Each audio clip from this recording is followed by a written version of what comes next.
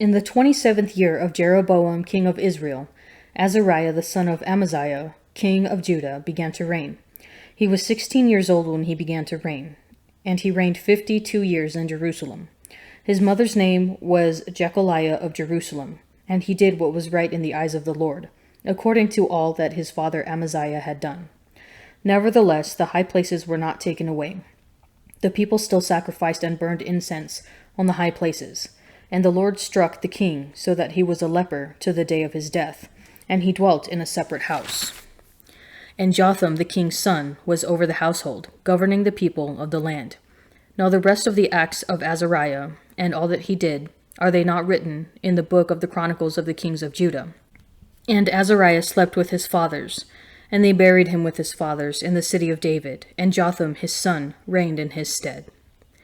In the 38th year of Azariah king of Judah, Zechariah the son of Jeroboam reigned over Israel in Samaria 6 months. And he did what was evil in the sight of the Lord, as his fathers had done. He did not depart from the sins of Jeroboam the son of Nebat, which he made Israel to sin. Shallum the son of Jabesh conspired against him, and struck him down at Ibleam, and killed him, and reigned in his stead. Now the rest of the deeds of Zechariah, behold, they are written in the book of the Chronicles of the king of Israel. This was the promise of the Lord which he gave to Jehu. Your sons shall sit upon the throne of Israel to the 4th generation. And so it came to pass.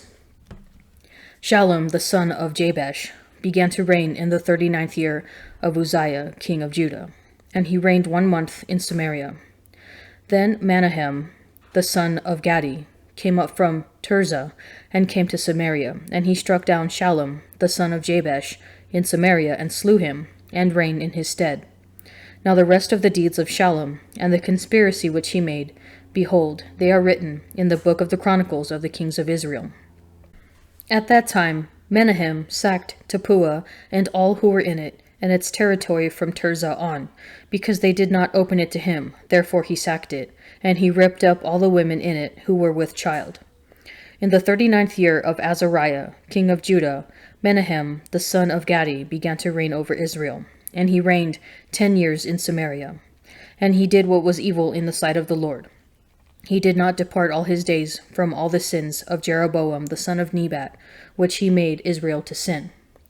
Pul, the king of Assyria, came against the land, and Menahem gave Pul 1,000 talents of silver, that he might help him to confirm his hold on the royal power. Menahem exacted the money from Israel, that is, from all the wealthy men, 50 shekels of silver from every man, to give to the king of Assyria. So the king of Assyria turned back, and did not stay there in the land. Now the rest of the deeds of Menahem, and all that he did, are they not written in the book of the Chronicles of the kings of Israel?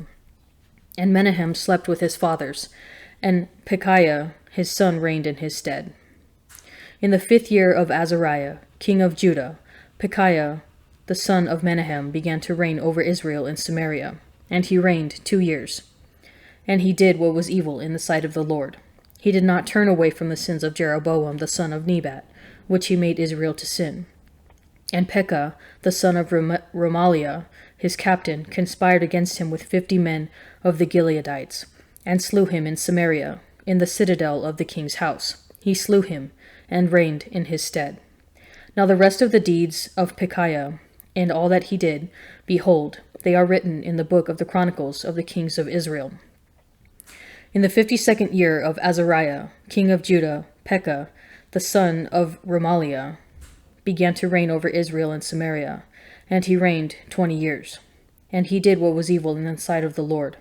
He did not depart from the sins of Jeroboam the son of Nebat, which he made Israel to sin. In the days of Pekah, king of Israel, Tiglath-Pileser, king of Assyria, came and captured Ijon, Abel-Beth-Maachah, Janoath, Kadesh, Hazor, Gilead, and Galilee, all the land of Naphtali, and he carried the people captive to Assyria. Then Hosea the son of Elah made a conspiracy against Pekah the son of Remaliah, and struck him down, and slew him, and reigned in his stead, in the 20th year of Jotham the son of Uzziah. Now the rest of the acts of Pekah, and all that he did, behold, they are written in the book of the Chronicles of the kings of Israel. In the 2nd year of Pekah, the son of Remaliah, king of Israel, Jotham the son of Uzziah, king of Judah, began to reign. He was 25 years old when he began to reign, and he reigned 16 years in Jerusalem. His mother's name was Jerusha, the daughter of Zadok, and he did what was right in the eyes of the Lord, according to all that his father Uzziah had done. Nevertheless, the high places were not removed. The people still sacrificed and burned incense on the high places. He built the upper gate of the house of the Lord. Now the rest of the acts of Jotham, and all that he did, are they not written in the book of the chronicles of the kings of Judah? In those days the Lord began to send Rezin, the king of Syria, and Pekah, the son of Remaliah, against Judah. Jotham slept with his fathers, and was buried with his fathers, in the city of David his father, and Ahaz his son reigned in his stead. In the 17th year of Pekah, the son of Remaliah, Ahaz the son of Jotham, king of Judah, began to reign. Ahaz was 20 years old when he began to reign, and he reigned 16 years in Jerusalem. And he did not do what was right in the eyes of the Lord his God, as his father David had done, but he walked in the way of the kings of Israel. He even burned his son as an offering according to the abominable practices of the nations, whom the Lord drove out before the people of Israel. And he sacrificed and burned incense on the high places, and on the hills, and under every green tree. Then Rezin, king of Syria, and Pekah, the son of Remaliah, king of Israel, came up to wage war on Jerusalem. And they besieged Ahaz, but could not conquer him. At that time the king of Edom recovered Elath for Edom, and drove the men of Judah from Elath, and the Edomites came to Elath, where they dwell to this day. So Ahaz sent messengers to Tiglath-Pileser, king of Assyria, saying, I am your servant and your son. Come up and rescue me from the hand of the king of Syria, and from the hand of the king of Israel, who are attacking me. Ahaz also took the silver and gold that was found in the house of the Lord and in the treasures of the king's house, and sent a present to the king of Assyria. And the king of Assyria listened to him. The king of Assyria marched up against Damascus, and took it, carrying its people captive to Kir, and he killed Rezin. When King Ahaz went to Damascus to meet Tiglath-Pileser, king of Assyria, he saw the altar that was at Damascus. And King Ahaz sent to Uriah the priest a model of the altar, and its pattern, exact in all its details. And Uriah the priest built the altar, in accordance with all that King Ahaz had sent from Damascus. So Uriah the priest made it, before King Ahaz arrived from Damascus. And when the king came from Damascus, the king viewed the altar. Then the king drew near to the altar and went up on it, and burned the burnt offering and his cereal offering, and poured his drink offering, and threw the blood of his peace offering upon the altar. And the bronze altar, which was before the Lord, he removed from the front of the house, from the place between his altar and the house of the Lord, and put it on the north side of his altar. And King Ahaz commanded Uriah the priest, saying, Upon the great altar burn the morning burnt offering, and the evening cereal offering, and the king's burnt offering, and his cereal offering, with the burnt offering of all the people of the land, and their cereal offering, and their drink offering, and throw upon it all the blood of the burnt offering, and all the blood of the sacrifice. But the bronze altar shall be for me to inquire by. Uriah the priest did all this, as King Ahaz commanded. And King Ahaz cut off the frames of the stands, and removed the laver from them. And he took down the sea from off the bronze oxen that were under it, and put it upon a pediment of stone. And the covered way for the Sabbath, which had been built inside the palace, and the other entrance for the king, he removed from the house of the Lord, because of the king of Assyria. Now the rest of the acts of Ahaz, which he did, are they not written in the book of the chronicles of the kings of Judah? And Ahaz slept with his fathers, and was buried with his fathers in the city of David. And Hezekiah his son reigned in his stead. For the Lord will vindicate his people, and have compassion on his servants. The idols of the nations are silver and gold, the work of men's hands. They have mouths, but they speak not. They have eyes, but they see not. They have ears, but they hear not. Nor is there any breath in their mouths. Like them be those who make them. Yes, everyone who trusts in them. O house of Israel, bless the Lord. O house of Aaron, bless the Lord. O house of Levi, bless the Lord. You that fear the Lord, bless the Lord. Blessed be the Lord from Zion, he who dwells in Jerusalem. Praise the Lord. The high priest then questioned Jesus about his disciples and his teaching.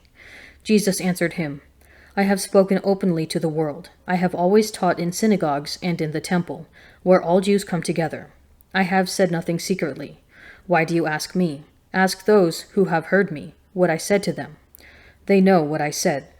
When he had said this, one of the officers standing by struck Jesus with his hand, saying, Is that how you answer the high priest? Jesus answered him, If I have spoken wrongly, bear witness to the wrong, but if I have spoken rightly, why do you strike me? Annas then sent him bound to Caiaphas the high priest.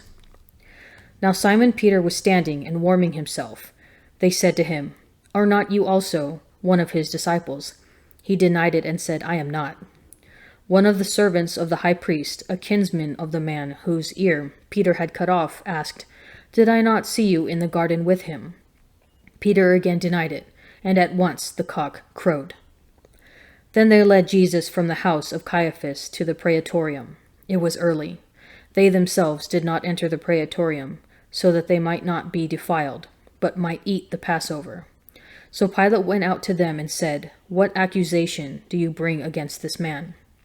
They answered him, If this man were not an evildoer, we would not have handed him over. Pilate said to them, Take him yourselves and judge him by your own law. The Jews said to him, It is not lawful for us to put any man to death.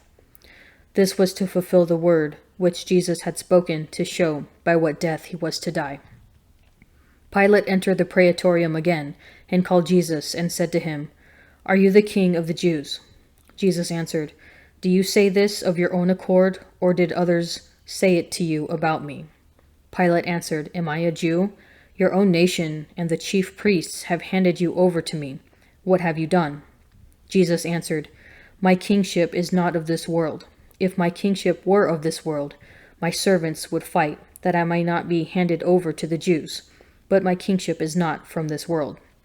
Pilate said to him, So you are a king?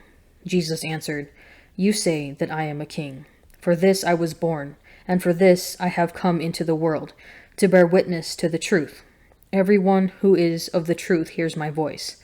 Pilate said to him, What is truth? After he had said this, he went out to the Jews again and told them, I find no crime in him, but you have a custom that I should release one man for you at the Passover. Will you have me release for you the king of the Jews? They cried out again, Not this man, but Barabbas. Now Barabbas was a robber. King Ahaz is seduced by the world. Not only does he give himself over to the abominable practice of the nations, and pay tribute to a foreign power, he also tries to import foreign religious customs into the temple itself. He has a new Syrian-style altar installed in the temple, and he himself officiates at the sacrifices as if he were a priest. Clearly, Ahaz is a king who acts as though he is God. In the gospel, we see God refusing to act as the kings of the world, for Jesus' kingship is of a much higher order. Rather than asserting royal authority to get his way, Jesus holds back the exercise of his royal rights in order to do his Father's will. Who acts as the true king, Ahaz or Jesus? In what ways can you say true power and self-possession is exercised more by what Jesus does not do or say? Why does Jesus refuse to act like a king, and in what way is that a critique of how the world wields power and authority? The Jerusalem authorities who seek to kill Jesus likewise are capitulating to the world and its system. They are trying to use the Roman legal apparatus to murder Jesus, since they cannot put anyone to death under their own legal authority.